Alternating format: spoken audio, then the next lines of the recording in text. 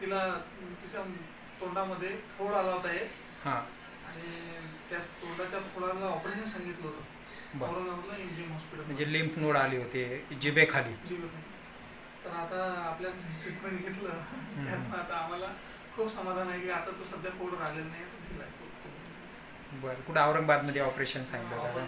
मी तिला जवळपास बुलढाण्याला लहान मुलांचे हॉस्पिटल, डॉक्टर हिरे साहेब अशा चांगल्या तज्ज्ञांकडे दाखवल्यानंतर मला त्यांनी औरंगाबादला सांगितलं होतं की तुम्ही तिथं जायचे, आमच्याकडून पर्याय नाही. कधीपासून आला होता तो फोड त्याला लिम्फ नोड? त्याला 2-3 महिने खाली सर, 3 महिने आम्हाला लागले बुलढाण्यात ट्रीटमेंट करायला. बरं. बसायचा फोड बसायचा आणि पुन्हा यायचा निघून. बरं.